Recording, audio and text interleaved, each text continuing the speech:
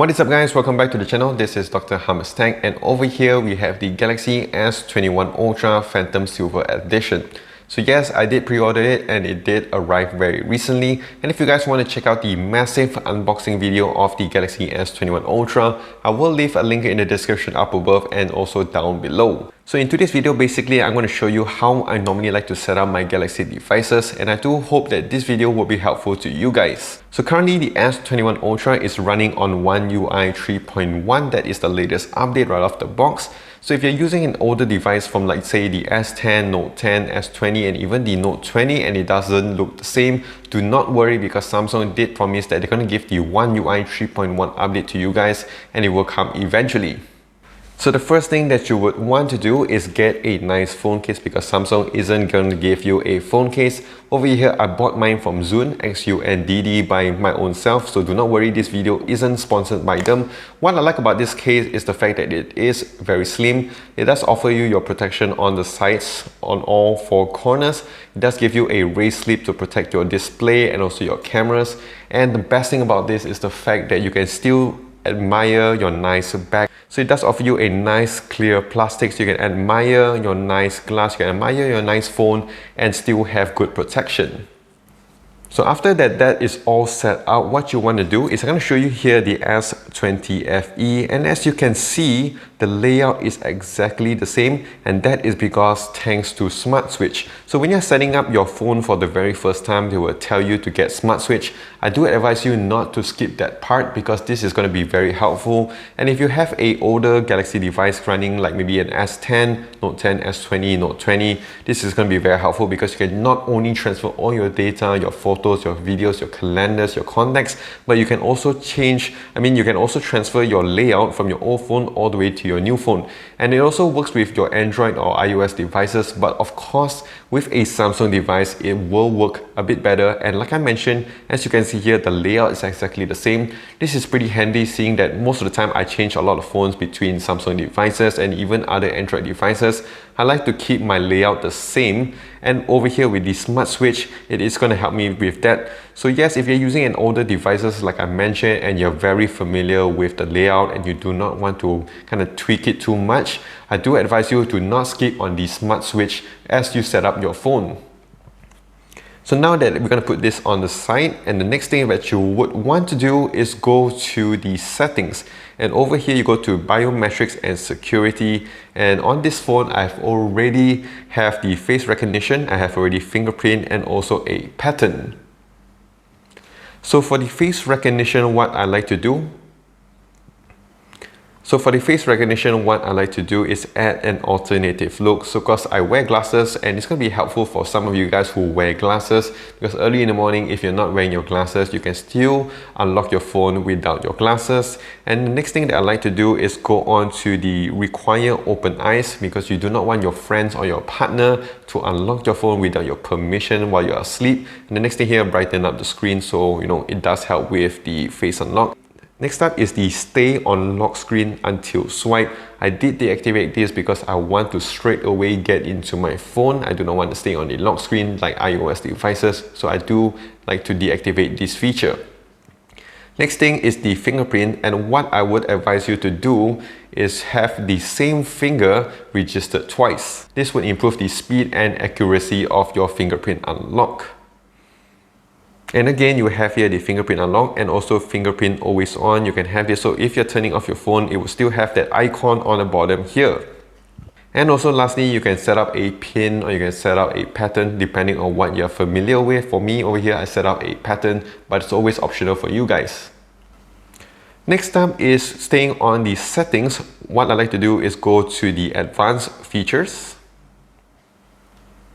go down all the way to motions and gestures, and I like to have this lift to wake. So if you're lifting up your phone, it will kind of light up the screen, and you have this double tap to turn off screen. This is a new feature that they have added to OneUI 3.0. So basically anywhere on the home screen you can just double tap and it will lock your phone. This has been a feature that I've been waiting for a very long time on Samsung devices, and finally with the OneUI 3.0 update, it has finally arrived. Next thing over here is I want to go to the navigation bar. So click on the navigation bar, and something that I like to do is go to the swipe gestures. So for the swipe gestures, you have two options. You can either swipe from the sides or bottom, or you can swipe only from the bottom. And this one, I like to go for the sides because I like to use the side screen more because it does have the curve, so it does feel better to swipe from the sides. Of course, you can do whatever you want, and this is a very nice feature. Also, I would advise you to download this app over here, One Hand Operation Plus. You can find this in your Galaxy store. It's an official Samsung app. So basically what you want to do is you can activate your left side or your right side, and basically you can do a lot of stuff. Like over here, I have already put here straight right and long swipe to activate your screenshots. I'm going to show you how it works. And boom, yes, you can have your screenshot. Of course, you can customize whatever you would want to do. Sorry, I'm going to show you Samsung Pay. But basically, I like this feature, and it's an official Samsung app, so you don't have to worry about ads or if you need to pay it. It's free on the go, and you can download this from your Galaxy store. Like I mentioned, you can either have your left or right side.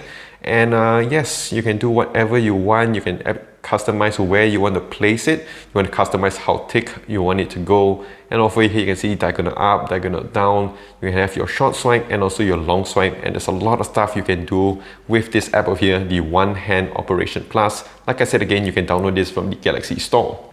So now that we're here on the home screen, the second thing that I like to do is when you pinch out, you go to settings and go down to swipe down for notification panel. And what you want to do is activate this because it will help you to access your notification panel. And anywhere you're on the screen, what you can do is just swipe down and you can access your notification panel. Otherwise, you have to go all the way to the top. And yes, most of us, the devices are very tall, so you can't really reach it there. You need to use some finger gymnastics. With this feature, it's much more handy, and swipe down a second time, you can go access whatever you want, and it does help with the one-handed operation. And another thing I like to do on the home screen is you swipe out again and go on to the side.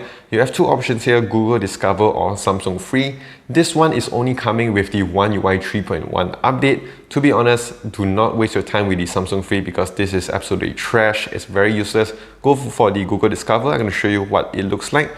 So it can show you all your news update, whatever you've been searching for, everything that you're interested in, it will show you on the side over here. This is something that I actually do check out every day. It's a very handy feature. Like I said, the Samsung one is absolutely trash, so don't even bother even activating that. So now we're going to go on to some extra features on Samsung devices. So what you want to do is go to the settings. And what you want to do is you notice that there is a very suspicious line on the side over here. This is something called Edge Panel. So you can go to the Edge Panel, you can activate this or you can deactivate this. I like to activate this because it helps a lot. So if you swipe from the side over here, you can see you can have customizable apps you can put over here, which is very handy because over on the bottom you only have 4 apps, and if you're opening up any other app as well, you can actually activate it and you can go on to different stuff as well. You can go on to YouTube and you go straight away. You don't have to go to your home screen. And what I like about this is that you can customize it as well. You can go to the edit, and this is a very nice feature to have. You can just open in split screen view. So you can either touch the home or you can tap, and I'm going to show you how this one works. So if you're opening up YouTube and you swipe from the side and just say you want to check out your Facebook, so what you can do is just drag it to the center and it will open up Facebook. You can resize this as you would want it and just put it onto the side while you're watching your content or whatever you want to do. This is a very handy feature. You can add a lot of stuff as well. And yes, you go to the settings, you can add certain stuff here like live messages, your contacts, you can add your weather. For me, I just like to have the apps because it's very handy. And with the Edge Panel, I think this is one very nice feature that I feel that many other phone companies should be doing.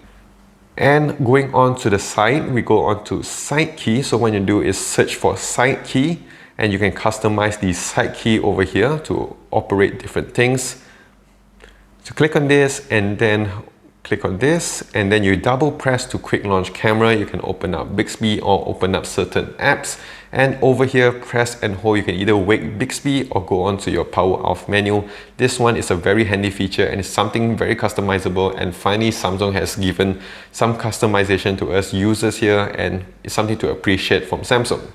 So another thing that you will notice over here is this floating button. This is called an assistant menu. So you go back to the settings and search for assistant menu. Click on this, and then what you can do is you can put certain things over here as well. You can add your edge icon, you can go to cursor, you can go to your screenshots, you can go to your volume, your screen off. It's again an extra customization, and you can add it as an edge icon, so it will kind of stick onto the sides, and you can click on it if you want to activate it, or you can just just put it floating around wherever you want it to be. It's going to be very helpful for you guys. Next up here, we're going to go on to notifications. So again, we go back to settings and we go all the way up to notifications. And what I like about here is go to brief up, pop-up settings, and go to your edge lighting.